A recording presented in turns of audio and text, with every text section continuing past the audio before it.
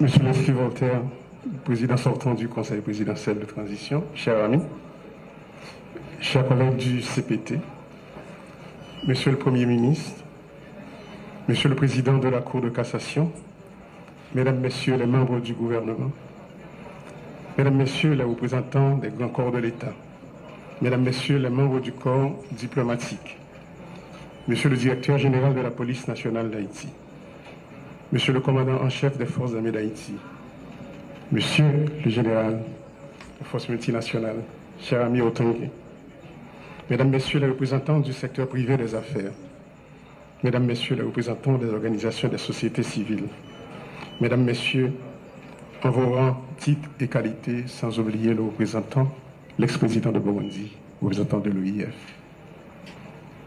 Peuple haïtien, dans 10 départements et dans la diaspora, nous sommes tous amis. Bonjour tout le monde. Aujourd'hui, le moment est venu pour moi de prendre le relais pour assurer la coordination du Conseil présidentiel de transition. Permettez-moi d'abord de reconnaître et de saluer les efforts de ceux qui m'ont précédé à ce poste. Cher ami Gardi, cher ami Leslie, merci. Je salue également les organisations signataires de l'accord de Montana qui ont placé leur confiance en moi pour les représenter au sein du Conseil présidentiel de transition. Le chemin est ardu et rempli d'embûches, mais nous nous attelons à la tâche. Cette passation aujourd'hui revêt un caractère symbolique, mais combien important, parce qu'elle démontre notre engagement envers l'alternance. Le travail doit se poursuivre. Il s'articule bien entendu autour des axes fondamentaux de la transition. La question sécuritaire, la gouvernance, le redressement économique et les élections. Il y a urgence, car les populations de l'Ouest et de l'Artibonite, pour ne citer que celles-là, requièrent des interventions concrètes et rapides de l'État pour se remettre des méfaits de la violence exercée sur elles. Nous tenons à saluer leur courage. La violence est instrumentée par des trafiquants de tout acabit, drogue, organes et personnes, armes et munitions, sans oublier les entrepreneurs politiques et certains éléments du secteur des affaires. L'insécurité a créé des besoins additionnels et exerce une pression sur les ressources déjà insuffisantes que l'État devrait canaliser, par exemple, vers la santé, l'éducation, l'épanouissement des jeunes. Peuple haïtien, ça fait plus passer 20 années depuis ma palais sous effondrement système économique noir, qui arrivait créer tellement misère et inégalité sociale dans le pays pas noir.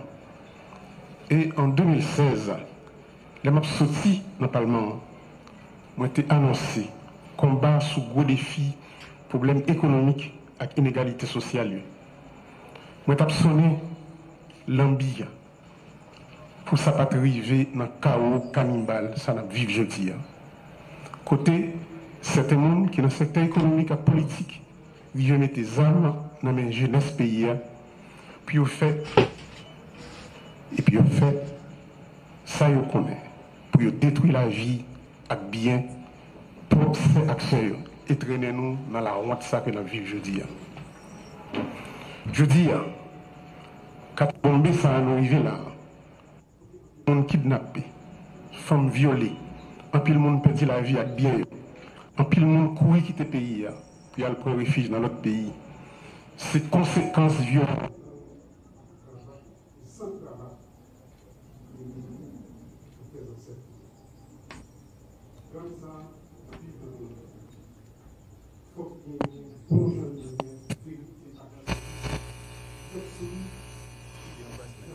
Qu'on a pays d'Haïti.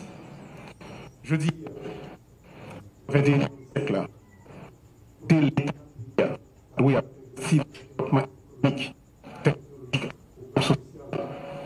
pour l'éducation, santé, logement, infrastructure, agriculture, nous obligés à dépenser un pile d'argent dans acheter balles et examens pour lutter contre gangs criminels toute qualité. Je salue le courage de la population. courage policiers nous. Les populations qui a goumé tout partout, même gens, qu'on Leslie Voltaire se dit là. Moun dans l'ouest, moun dans la Tibonite, capitaine de nous saluons courageux. Les amis kenyans qui viennent mettre main dans la bataille que nous avons menée pour nous croire en sécurité. Nous ne pas oublier d'autres amis nous. El Salvador, Jamaïque, le Bahamas. Nous profitons de une minute de silence pour tous les policiers et soldats et policiers kenyans qui tombent dans la Tibonite. Une minute de silence, s'il vous plaît.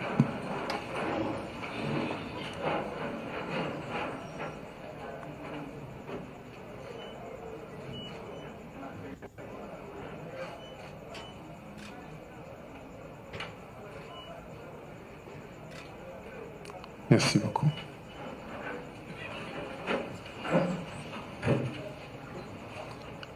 Malheureusement, comme on n'a pas raison qui était supposé venir, il y a un inconvénient, mais nous devons saluer devant tout le monde pour courage.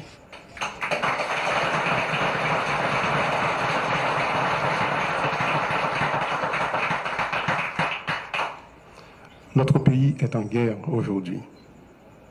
Et nous devons impérativement nous unir pour gagner cette bataille.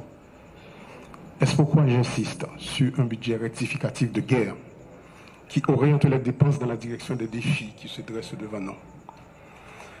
La sécurité est notre plus haute priorité et nous devons absolument nous assurer de l'adéquation entre les dépenses, les défis, les actions qu'il faut mener pour les relever afin d'atteindre les résultats concrets. Le Conseil présidentiel de transition et le gouvernement doivent garantir que les projets des ministères s'inscrivent dans cette démarche et concourent à l'atteinte de ces objectifs. Dans le cadre de ce budget rectificatif, il faudra mobiliser les moyens qui permettront à l'État de satisfaire aux besoins de relèvement engendrés par les dégâts causés par l'insécurité sur les plans économiques et sociaux.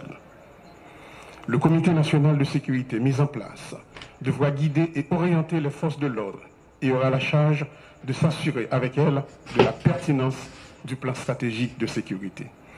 Parallèlement, il y a lieu de veiller à l'opérationnalisation, au renforcement et à l'harmonisation des services de renseignement à travers l'activation du décret portant création de l'Agence nationale d'intelligence.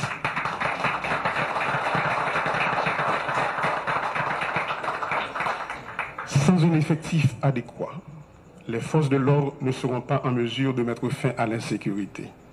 Fort de ce constat, cette année même, plus de 3000 recrues seront formées pour combler le déficit en nombre de troupes sur le terrain, au niveau de la police et au niveau des forces armées d'Haïti.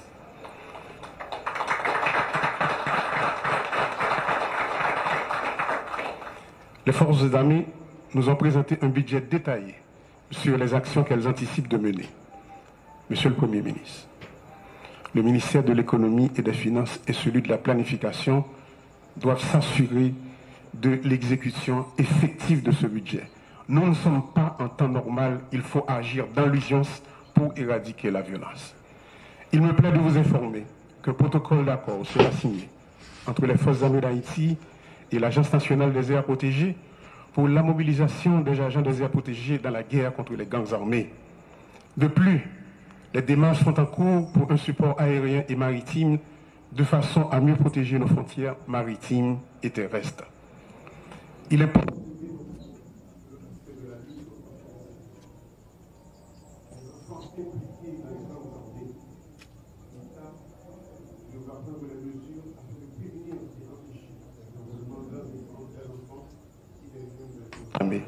De plus, il faut renforcer la Commission nationale de désarmement, de démantèlement et de réinsertion, comme d'ailleurs le souhaite le Premier ministre Alexis Dié-Fissémé. Le déficit de gouvernance de l'État est l'un des points essentiels auxquels il faut s'attaquer. Il produit un effet néfaste sur la crédibilité de l'État auprès de la population, dans la mesure où il ne coïncide point avec l'établissement d'un terrain de jeu égal pour tous dans un contexte de capture de l'État par certains groupes. En résultent les dysfonctionnements que nous observons. Je crois fermement au rôle que doit jouer l'accès à l'information dans la promotion de la bonne gouvernance. Des mesures concrètes seront initiées pour la mise en place d'un système d'information ouvert au public sur les actions des différentes institutions de l'administration publique. L'appui aux institutions de surveillance, ULCC, CSCCA, CNMP, entre autres, sera maintenu. Par ailleurs, on a annoncé à la population que gagner des téléphones, un centre d'appel que Konatel pour le mettre sous pied. Côté que pour gagner un téléphone dédié pour la DGI, un pour l'immigration et l'autre pour la douane. Si un client il sentit pour une raison pour l'autre, il y a des abus qui a fait et il y a des magouilles qui a fait, téléphone ça a servi comme un téléphone d'alerte.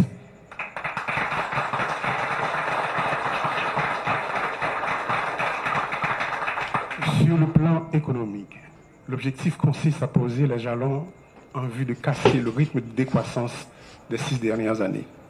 Pour cela, il faut soutenir la production nationale et stimuler tant la consommation que l'investissement en favorisant une approche régionale.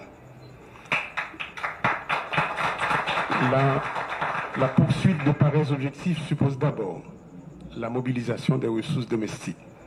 Celle-ci consiste un gage de notre engagement réel pour la renaissance de notre pays et serviront à amorcer la croissance.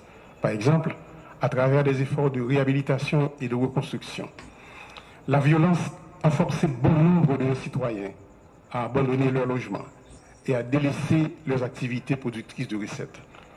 Dans ce contexte, sur le plan humanitaire, plusieurs actions urgentes s'imposent. Parmi elles figurent le relogement des personnes déplacées internes, la constitution de structures d'accueil pour les déportés, le support nutritionnel d'urgence aux personnes en situation d'insécurité alimentaire, l'accompagnement social des jeunes, notamment de violences sexuelles. Notre objectif majeur demeure le retour à l'ordre constitutionnel. Aussi, conformément aux accords convenus et aux engagements pris, nous devons prendre des mesures concrètes pour préparer le rendez-vous du 7 février 2026. Sur les élections, par exemple, il faudra continuer à alimenter le fonds dédié à la tenue des élections et au CEP, financer les activités du comité de pilotage de la conférence nationale, œuvrer à la mise en place d'un vaste programme d'identification des Haïtiens. Il reste entendu que la concertation avec la société civile et la diaspora doit également se poursuivre. Et nous ne manquerons pas non plus de faire appel à nos amis de la communauté internationale pour un appui au processus électoral. Je dis, il y a des amis de la diaspora qui sont avec nous. Merci de l'amitié de votre présence, chers amis.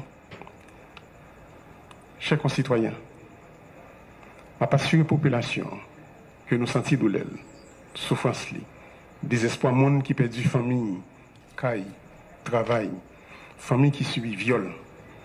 N'a gourmé pour mettre fin à ça et pour nous accompagner.